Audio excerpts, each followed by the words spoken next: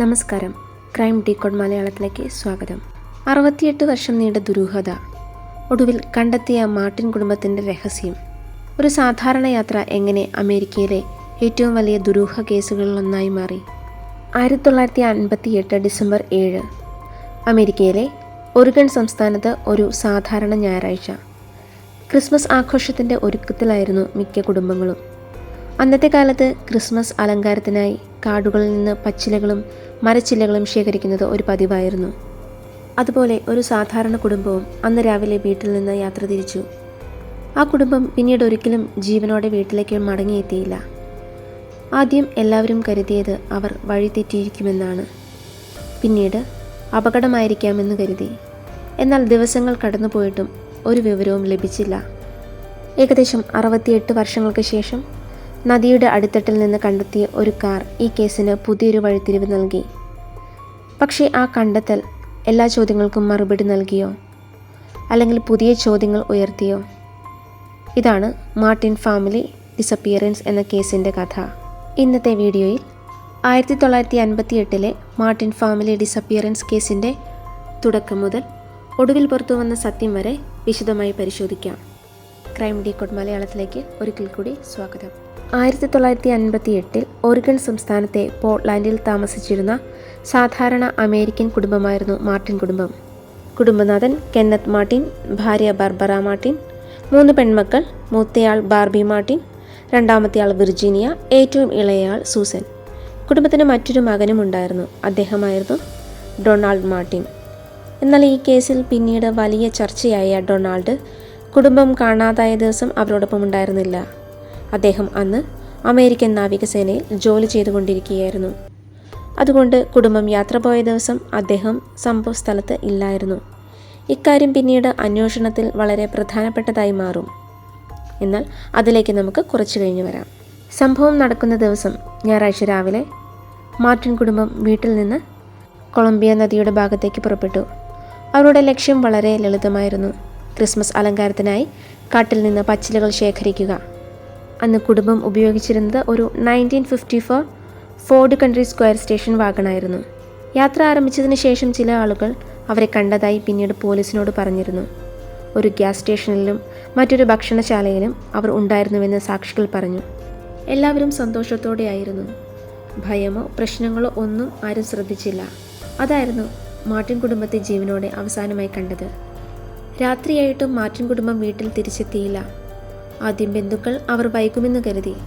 പക്ഷേ മണിക്കൂറുകൾ കടന്നിട്ടും ഒരു ഫോൺ കോൾ പോലും ലഭിച്ചില്ല. അന്ന് മൊബൈൽ ഫോണുകൾ ഇല്ലാത്ത കാലമാണ്.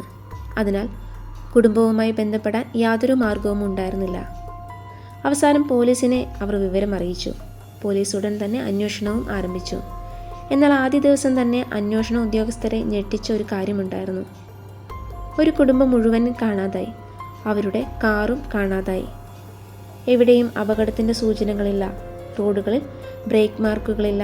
വാഹനത്തിൻ്റെ അവശിഷ്ടങ്ങളൊന്നും തന്നെയില്ല. 5 പേരും അവർ സഞ്ചരിച്ച വാഹനവും ഭൂമിയിൽ നിന്ന് അപ്രത്യക്ഷമായതുപോലെയായിരുന്നു. അതാണ് ഈ കേസിനെ തുടക്കം മുതൽ തന്നെ അമേരിക്കയിലെ ഏറ്റവും ദുരൂഹമായ തിരോധാന കേസുകളിലൊന്നാക്കി മാറ്റിയത്.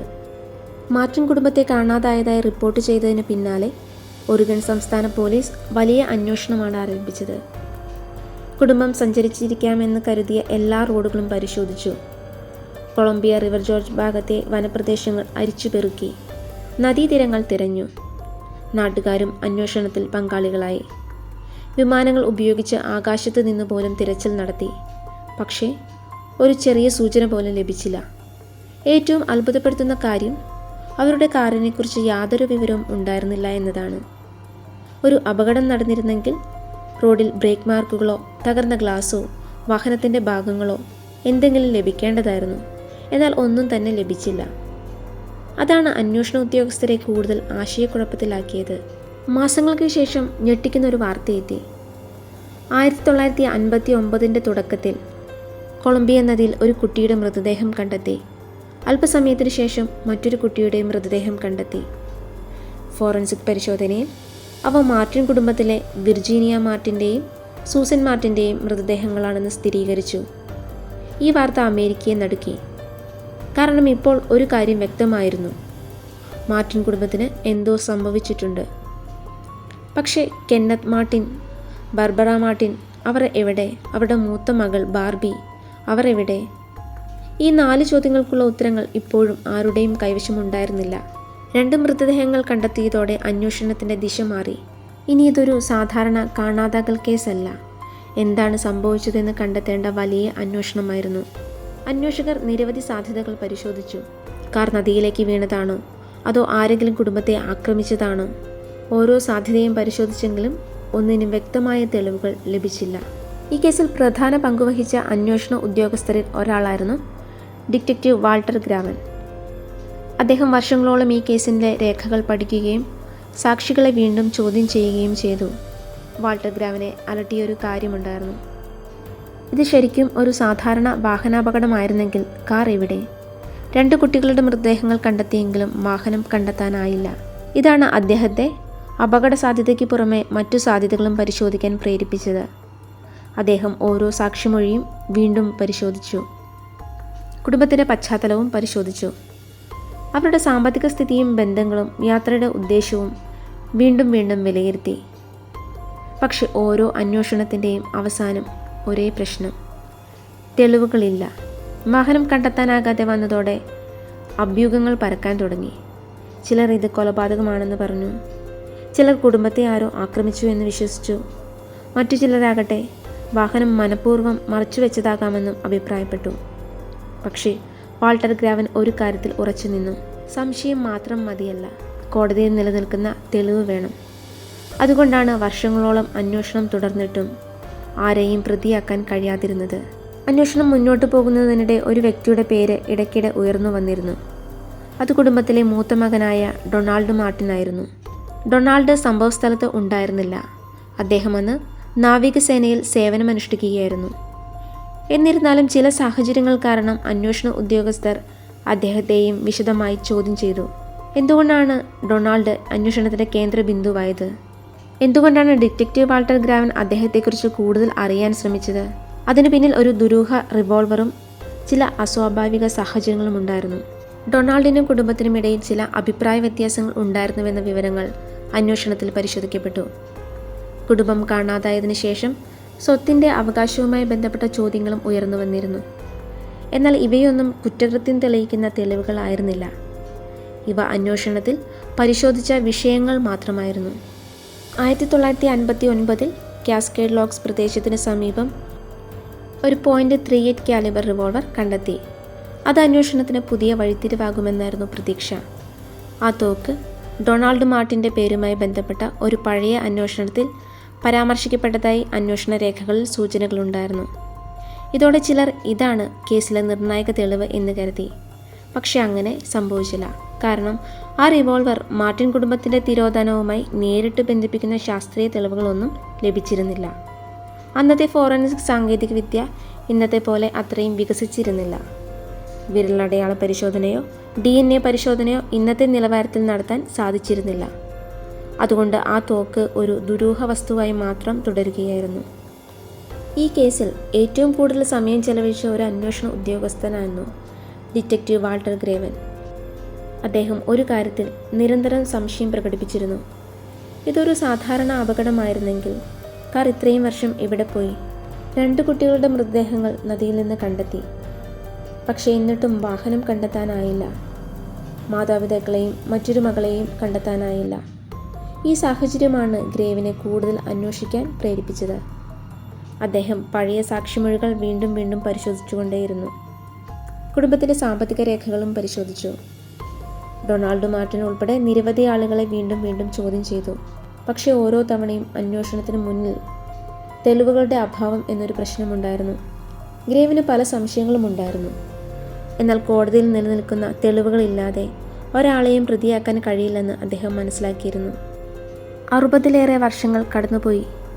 പഴയ അന്വേഷണ ഉദ്യോഗസ്ഥരിൽ പലരും വിരമിച്ചു. ചിലർ മരണപ്പെട്ടു. മാർട്ടിൻ കുടുംബത്തിൻ്റെ കേസ് ചരിത്രത്തിലെ മറ്റൊരു കോൾഡ് കേസ് ആയി മാറുമെന്ന് എല്ലാവരും കരുതി. എന്നാൽ സാങ്കേതികവിദ്യ വളർന്നപ്പോൾ പഴയ കേസുകളിലേക്ക് വീണ്ടും ശ്രദ്ധ തിരിഞ്ഞു. 2024 കൊളംബിയ റിവറിൽ മുങ്ങിക്കിടക്കുന്ന പഴയ വാഹനങ്ങൾ കണ്ടെത്തുന്ന ഒരു സ്വകാര്യ ഡ്രൈവിംഗ് സംഘത്തിന് നദിയുടെ അടിത്തട്ടിൽ അസാധാരണമായ ഒരു വാഹനം ശ്രദ്ധയിൽപ്പെട്ടു. വർഷങ്ങളായി ചെളിയിലും കല്ലുകൾക്കിടയിലും മറഞ്ഞു കിടന്നതിനാൽ അത് തിരിച്ചറിയാൻ പോലും പ്രയാസമായിരുന്നു. അധികൃതരെ വിവരം അറിയിച്ചതിന് പിന്നാലെ വിദഗ്ധ സംഘം സ്ഥലത്തെത്തി. വളരെ സൂക്ഷ്മമായ രീതിയിലാണ് വാഹനം പുറത്തെടുത്തത്. പതിറ്റാണ്ടുകളായി വെള്ളത്തിനടിയിൽ കിടന്നതിനാൽ ചെറിയൊരു അശ്രദ്ധ പോലും തെളിവുകൾ നശിപ്പിക്കാമായിരുന്നു. വാഹനത്തിൻ്റെ നമ്പറും നിർമ്മാണ വിവരങ്ങളും പരിശോധിച്ച അന്വേഷണ ഉദ്യോഗസ്ഥർ ഒരു നിമിഷം നിശബ്ദരായി.